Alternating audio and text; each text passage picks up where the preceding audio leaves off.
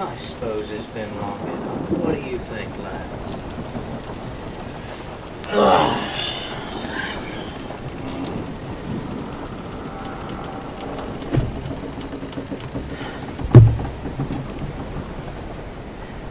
I can still remember how to work these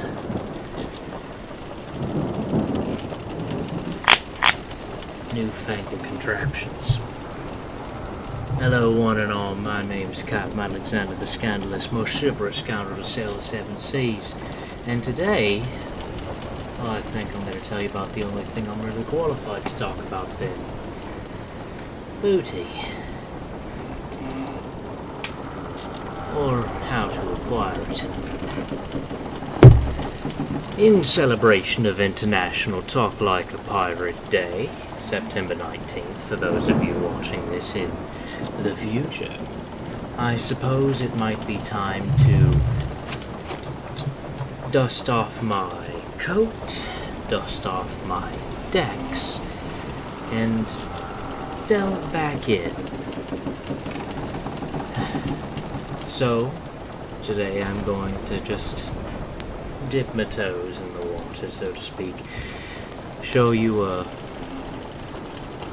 breakdown of this criminally underrepresented deck, and I would know about criminal.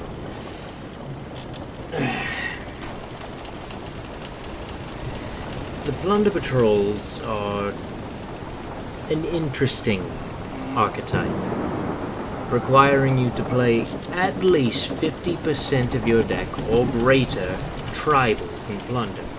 They're all level 4 water fiends that can use an effect on Red and Whitebeard to quick effect during your opponent's turn, special summon a monster from the extra deck corresponding to an attribute of a monster that your opponent controls or is in their graveyard, making them a very responsive playstyle. Now, because they rely upon your opponent for plays, they seem very inadequate, as anything that you can't do yourself on the first turn in Yu-Gi-Oh!, i.e. summoning 1,000,000 monsters in one turn, and extra deck locking your opponent with one tiny fuzzy dragon, or looking at their hand and removing a card, and then removing another card, and screw it, why not a third? Or perhaps even setting 5 and passing. Anything that you can't do yourself feels weak. But plunders are very, very strong. They're also very, very complicated. And they can be fragile.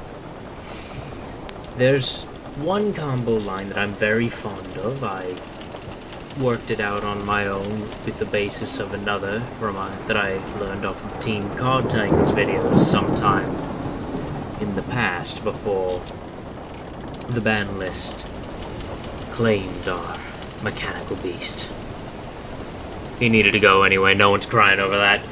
Regardless, we are still going to be using Hulk and Link Cross in these combos. However, they're not necessary. There's many different other lines of play available to you. This is the current build of the deck that I'm working with. Cerebrial could be replaced with any level 2 tuner that you wanted. The only reason we're using him is because the plunders discard for a lot of their effects.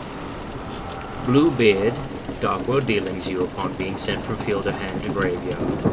She discards to summon herself out the graveyard. Shipyard discards to search a plunder. So while there's only these two that can trigger Cerebrial, believe me, if you do trigger him, you're off to the races. But he can be replaced with any level 2 tuner. Plague Spreader is another option, but we're discarding cards for the things anyway, so putting them on the top of the deck is not exactly an ideal scenario. However, another option that is very appealing is Gamma. as this deck easily can make level 8 synchros, and another hand trap is always welcome, so keep that in mind. We're playing 3 of all the Plunder Patrol monsters, kind of mandatory, then a package of 3 emblem, 3 shipping, 3 shipyard, and 3 booty. Now, the number of shipping and emblem you play are up to personal preference. 3 shipyard is mandatory, the terraforming is not. Booty can be played at 2, but I advise against it. This is personal preference. The reason why I choose to play these in this number is because hard summoning lice usually sets you up and protects your needle fiber combo. Not to mention, with the fusion spell in the graveyard, you have access to equip any one of your plunder monsters, which lice can then summon, or equipping the emblem to any of your monsters, which then allows you to summon from your extra deck any appropriately attributed plunder monster with a monster attribute that your opponent controls or in the graveyard, or you control or is in the graveyard, allowing you to access your entire extra deck lineup without relying on your opponent. Then of course we're playing 1 Called By, 3 Desires, 1 Terraforming. Silent Angler, it's similar to Kage to Kage. If you control a water monster, it summons itself from the hand, but you can't summon monsters from the hand for the rest of the turn.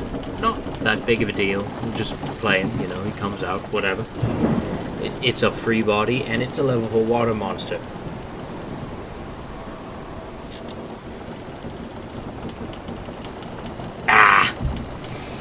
And then a hand trap lineup consisting of 3 Ash and 3 Veiler. These are, of course, tuners, just in case all of our level 2s get banished off Desires. In the side, we're running Barrier Statue of the Torrents with 3 Uga to punish those poor fools who think that Needle Fiber belongs in their deck instead of ours. 3 Ruler, 1 Freed. Free. Feather Duster, 3 Twin Twisters, as we have a lot of cards that trigger off being discarded, i.e. 3 of the Plunder monsters, our 1 Tuner, and then 2 spells that trigger Engrave.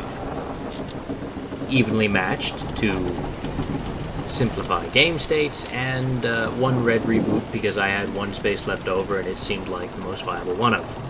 In the extra deck we're playing 2 of each of the Plunder monsters, with these right here. So we have our Link Cross, Hulk, and Marcher for the combo, Arclight to cap off the combo, and Cross Sheep, who is my favorite part of this deck. I don't see anyone else playing Cross Sheep in their decks, which I don't really understand why they wouldn't play Cross Sheep in this deck when you have such easy access to Lice and then the ability to summon on your opponent's turn. Because you're going to use Herald for a negate, then chain Lice, summon something to the zone it points to, and revive Herald, granting you 3 negates off these 2 cards. Not to mention, as your opponent plays, the monster banish and the spell and trap banish. And if you can finagle a Toad, which I have done, it is possible to get Toad, Herald, Lice, Blackbeard, and Sheep out on the field at the same time. It's difficult. It requires perfect hands. But that's 4 negates and 2 banishes.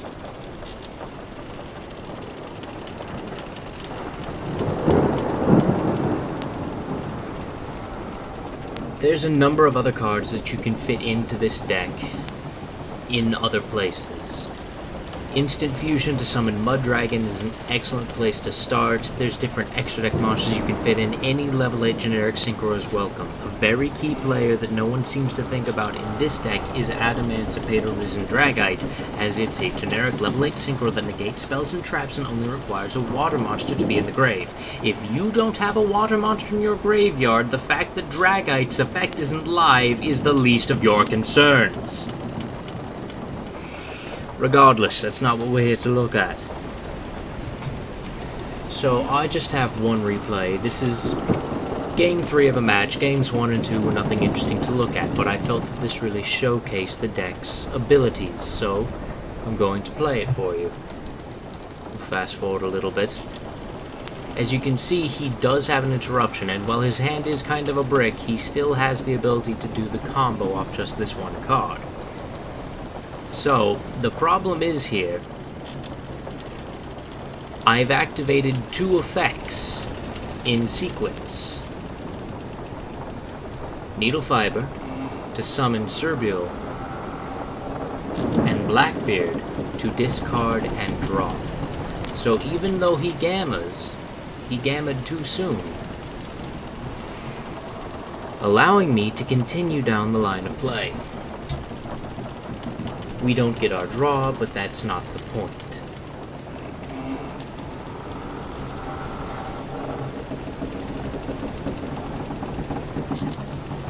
And there you have it. That's it. 2 monsters and either the fusion spell or the equip in hand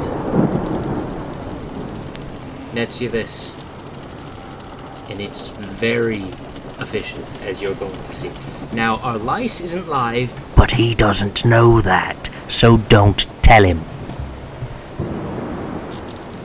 However, we do have an Ash and a Veiler in hand, so I felt fairly confident about this. And then, as you saw there, we activated our Herald.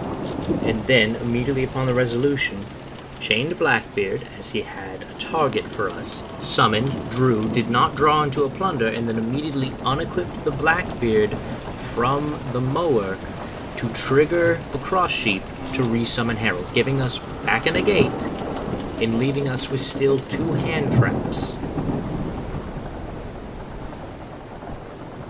This deck is relatively affordable.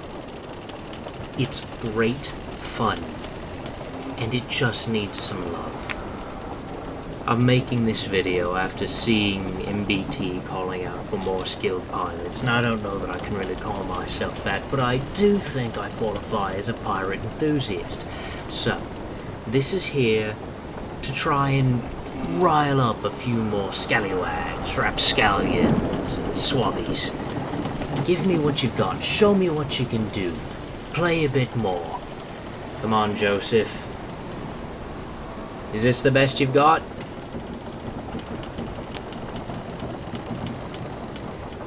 As always, don't forget to check out our sponsor at heroesandgames.com, and if you're in the greater Columbus area, head to the convention center and stop in to see Doug. Tell him we sent you.